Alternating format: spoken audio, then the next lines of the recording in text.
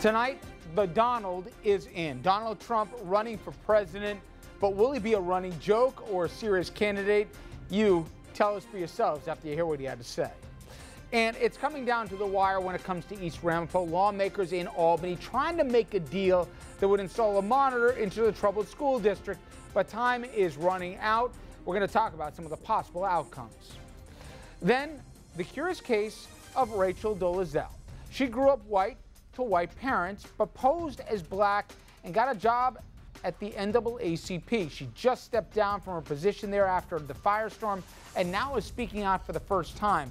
But what she's saying could actually be making things even more confusing. Good evening, everybody, and welcome to RFL. I'm Richard French. Thanks so much for joining us tonight. I will begin with a very special edition of the Comb-Over Report.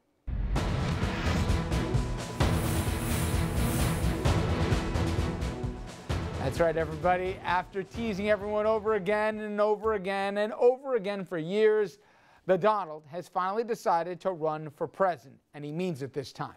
He made his grand entrance at the Trump Tower, where else, by riding down his fancy escalator, then speaking for at least a half an hour before finally getting kind of sort of to the point by saying this. I am officially running for President of the United States, and we are going to make our country great again.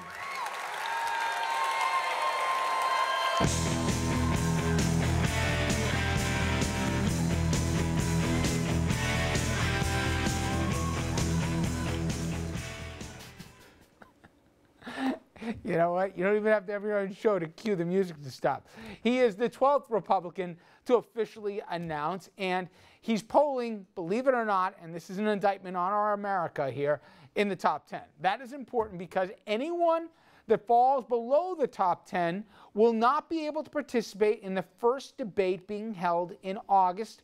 Fox, they're hosting that one in New Hampshire, and it would leave some, if you want to call them serious candidates, on the sidelines, like the folks you see in front of you, that cannot obviously make them, let alone, you would argue, the GOP all too happy. Now, while the other wealthy candidates like Hillary Clinton and Jeb Bush are making a point to play down how rich they are naturally, the Donald, he's taking a different approach. $9,240 million. In fact, one of the big banks came to me and said, Donald, you don't have enough borrowings. Could we loan you $4 billion? I said, I don't need it. Okay, so we know, or at least he tells us how rich he is. Here are some more gems from the announcement today. I will be the greatest jobs president that God ever created. I tell you that. Free trade can be wonderful if you have smart people. But we have people that are stupid. We have people that aren't smart. I have so many websites. I have them all over the place. I hire people. They do a website. It costs me $3. But, Mr. Trump, you're not a nice person. We don't need nice. That's true. But actually, I am. And he was serious about that, all begging the question, is Trump a serious candidate, or is he actually a serious liability to the grand old party? And let's bring in our panel right now. Dominic Carter, political journalist, author, and a graduate of Trump University, I kid. Richard St. Paul, Republican strategist and former vice chair for the National Black Republican Association, who only drinks Trump water. And Andrew Whitman, our senior political correspondent. I don't even know where else to go, Dominic, and Andrew and Richard. Okay, first off, Richard, I saw Republican operatives today that weren't laughing. They were legitimately mad that he's going to turn this thing into a clown car for him. And they said, this is not what the party needs right now. We've been out of the White House too long. We don't need this clown as a distraction. And more than anything, pushing our party in directions it doesn't need to go. Is he a real headache here for the party, especially if he's getting on the stage at these primary debates? 2 words. You're fired. I mean, that's exactly what needs to happen here. Donald Trump, since 1987, thought about running for president. Now he finally announces this can't be serious. What I'm looking forward to seeing after his announcement was, this is a Merv Griffin Productions. This has to be some type of soap opera or some type of reality show he's turning this into, but this is definitely not serious. But it's not good for Republicans, right? And it's definitely not good for Republicans, but I think we have enough serious candidates in the Republican Party that will push Donald to the side in these theatrics. Don, we've seen him do the act before, but he's never said before that he was formally announcing a bid for president. Now, technically, only because he's been so full of it and so many things in his past, he's got 2 weeks to formally file all the papers. You think when it's all said and done, he's really going to run? Because he's got to reveal his financials. And I've always said he's full of it. He's not worth nearly as much as he says. I don't think he's rubbing nickels together, but I think we're going to learn how much of a fraud he is once some of this stuff becomes public and once he's under the microscope completely. Do you think he's really running? That's a very hard question. I know Trump personally, and knowing him on a personal level, he's crazy enough to do this. But he's also sensible enough that he's never going to let anyone look at his books in terms of his finances. And then there are other personal issues that may come up during a campaign. So logically, as a political reporter for 30 years, I say there is no way in hell. But this race is surely going to be a whole lot more interesting. You can say whatever you want.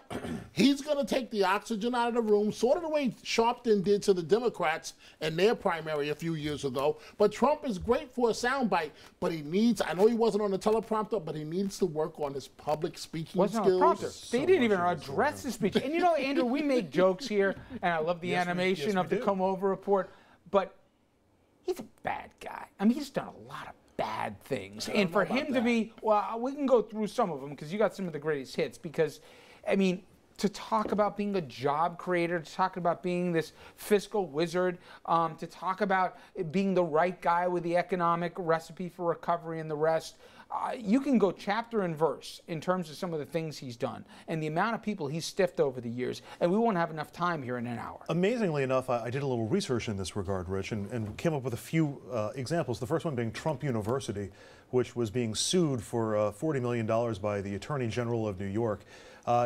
People paid $35,000, and the highlight of the whole thing was they got to stand next to a cardboard cutout of Donald Trump and take photos. They didn't even get to meet him. There's the Trump Baja, which is one of several questionable, if not fraudulent, real estate offerings. 200 purchasers put down between 200 and 300 grand. And we're talking about teachers and the rest here. Their life savings they plunked down for this. This is retirement homes for some people, retirement condos in Mexico. Nothing ever got built, and those folks all lost their money. You got the 3 Atlantic City casinos. You know, until recently, an Atlantic City casino, any casino, was a license to print money. Trump's went bankrupt multiple times, and he kept getting more chances from the banks. Why did he get so many chances? He told the New York Times, if you borrow $2,000, they'll foreclose in a minute, but borrow $2 billion and you've got them over a barrel. And finally, he's been a huckster for all sorts of products. You probably know about the ties and the suits and the shirts. My favorite is Trump Ice Water. When he was asked what made it so good, he answered, it's low sodium. In fact, it has no sodium. That's a direct quote. In other words, it's water. It's water. But there's another. We were talking before. He says, I've got all these billions of dollars. I don't need to raise any money. I don't need anybody to give me any money. I'm on his website right now. There's a donate button. He's raising money, even though he says he has enough money that it doesn't need to be corrupted by anybody. He's raising money. You know, part of me is, the more you pay attention to this guy, you're kind of feeding the beast and you're creating a problem. But he's going to be a distraction, if he's serious, throughout this campaign. And let's not forget, he called, not just mine, but your president too. Remember when he was sending people out there to prove that he was illegitimate? Remember how he was going to find, not just find it, he had evidence he claimed that did.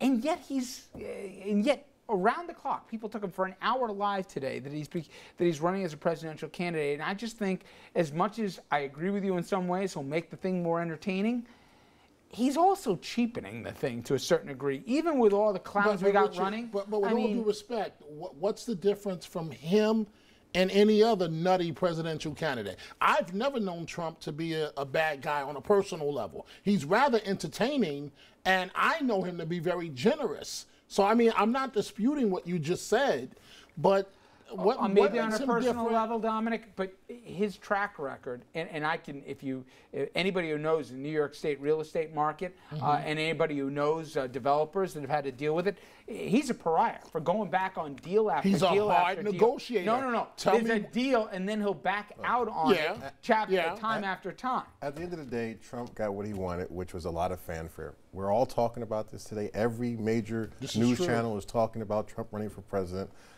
That has to stop. I mean, what makes it so bad is that he's running on the Republican line. Yeah, exactly. He's running on the Republican line, and there's actually some people who may sympathize with some of his thoughts, especially that of immigration, where he Building a wall. Remember that? He's going to build a wall all along Mexico. Make Mexico pay for it. That was in the speech today. Look, you guys are going to jump all over me, but really, what's the difference between a Trump and a Bobby Jindal out of Louisiana? Because Jindal says nutty things. Okay, yes, he does, but at least he got elected and he convinced somebody. This is true. All Trump's ever done is run his mouth. You know, he sold NBC. Well he got NBC to go for it. Look, the patriot, the Capra lover in me is horrified by the fact that Donald Trump is running for president. I think it does cheapen the process. I think it does make it into a punchline.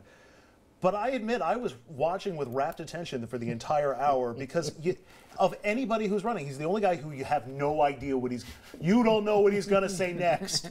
And there's something interesting about that. It's for all the wrong reasons, but, you know. I'll be fascinated to see, will people take him serious enough to start digging under the rug? And my God, when they do, what they're going to find. That's a problem. Now, that we agree on that. That's a problem. And that could be the beginning of the end of And I'm Donald just going to Trump. put it this way. And I say this again, if you start looking at the personal issues, there's going to be a whole lot of drama. Including uncover his divorce. Why? Several divorces. I didn't say it. That has happened to I didn't say That's happened to multiple candidates who they go and look at your divorce records and find out what happened in your divorce. You don't even have to go back that far. Yeah. I mean, you just... Yeah. Oh, no. And then on top of that, forgetting even the financials and his business dealings here, will people take him seriously enough, and will there be an audience for what he's selling? And my God, what do the Republicans do? They could ignore him for a while here, but if all of a sudden he starts pulling 6-7% or something like that, the people that are below the Mendoza line that don't hit the bottom 10, the guys on 11th to 12th that are on the outside looking in for the debates, they're going to go nuclear, as you would too, to get on that page. Well, here's what I'm not worried about. I'm not worried about him getting out there too far because he actually has to spend money and raise money. And I don't think he's going to do that. He talked about spending his own money. That's something he does not do. No, he does Okay. not. All right. Please, everybody. I'm fascinated by what you have to say about the Donald here. And we've opened up our Facebook and Twitter to hear your comments on it.